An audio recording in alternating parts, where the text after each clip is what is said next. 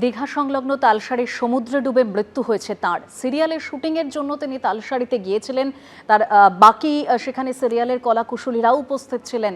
শুটিংয়ের শেষে সমুদ্রে নেমেই ডুবে যান রাহুল অরুণোদয় বন্দ্যোপাধ্যায়। এই মুহূর্তে আর কি জানা যাচ্ছে আমরা একবার জানবার চেষ্টা করব। আমাদের প্রতিনিধি পার্থপ্রতিম ঘোষ আমাদের সঙ্গে রয়েছেন। পার্থ, আর কোনো তথ্য পাচ্ছ? দেখো, এখনো অব্দি প্রাথমিকভাবে যে তথ্য পাওয়া যাচ্ছে সেটা হচ্ছে যে রাহুল বন্দ্যোপাধ্যায়ের কালকে ময়নাতদন্ত হবে এবং সেটা দীঘাতেই হবে জানা যাচ্ছে এখনো পর্যন্ত।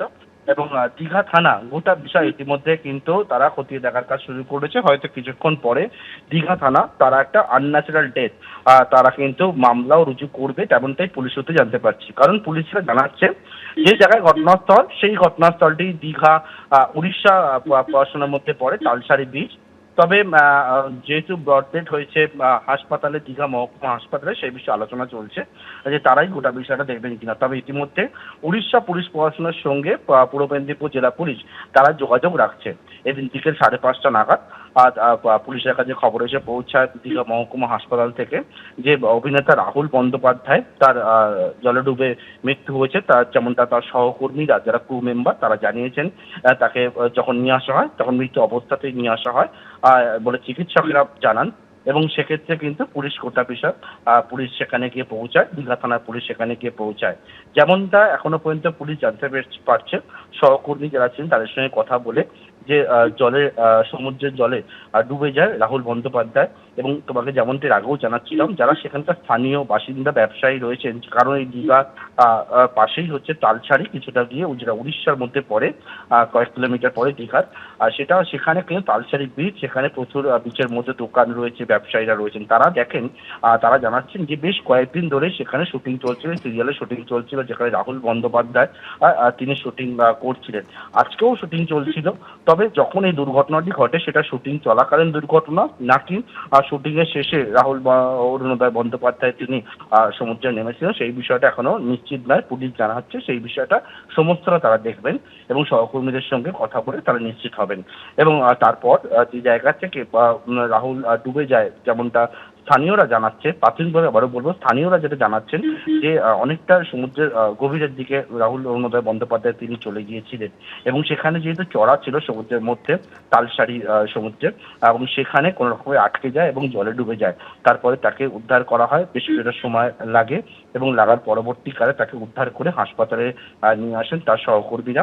এবং সেখানে কিন্তু যেহেতু এই দীঘা মহকুমা হাসপাতাল হচ্ছে ও তালসারী বিচ থেকে সংলগ্ন হাসপাতাল, এবং সেই মতো নিয়ে আসার পরবর্তীকালে চিকিৎসকরা জানান যে যখন নিয়ে আসা হাসপাতালে ইতিমধ্যে কিন্তু রাহুল বন্দ্যোপাধ্যায়ের মৃত্যু হয়েছে।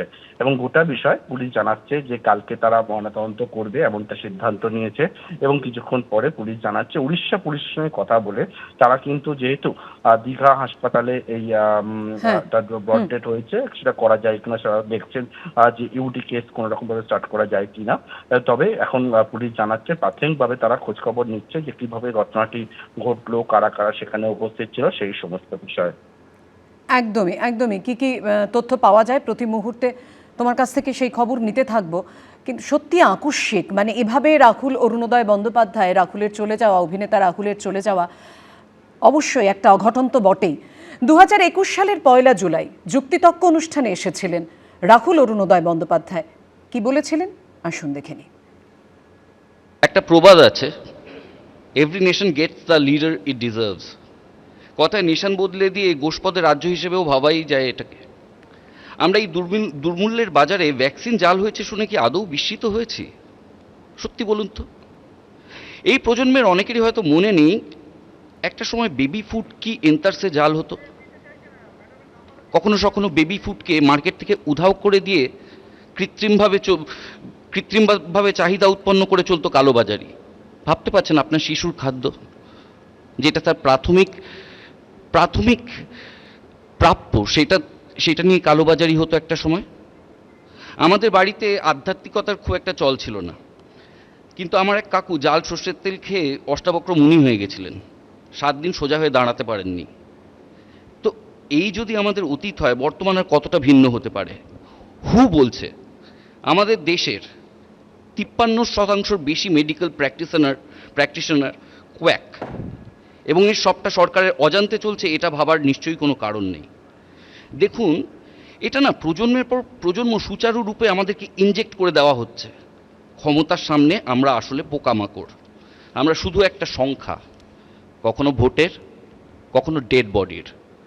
সব পার্টির অফিসই দেখবেন বহুতল, আর বহুতল থেকে ভিড়ের মুখ তো দেখা যায় না খুব একটা, শুধু কিছু কালো মাথা দেখা যায়। এবার কালো মাথা কিছু বাড়লো বা কমলো অত উপর থেকে ঠাওর করা সম্ভব নয়, আর পাত্তাও দেওয়া যায় না। তাই মানসিকভাবে, শারীরিকভাবে, অর্থনৈতিকভাবে দিনের পর দিন আমাদেরকে অপমান করা এখন জলভাত হয়ে গেছে সবার পক্ষে। বৃষ্টি হলে আপনি জলমগ্ন হবেনই, প্রতীকী নৌকাও হয়তো চালাবেন প্রতিবাদে, কিন্তু পরের বছর জলস্তর কমবার কোনো লক্ষণ দেখা যাবে না আপনার পাড়ায়। আর মেনে নিতে নিতে, সইয়ে নিতে নিতে আমরা সসপ্যানে রাখা এক একটি ব্যাঙ হয়ে গেছি। এবিপি আনন্দ, এগিয়ে থাকে, এগিয়ে রাখে।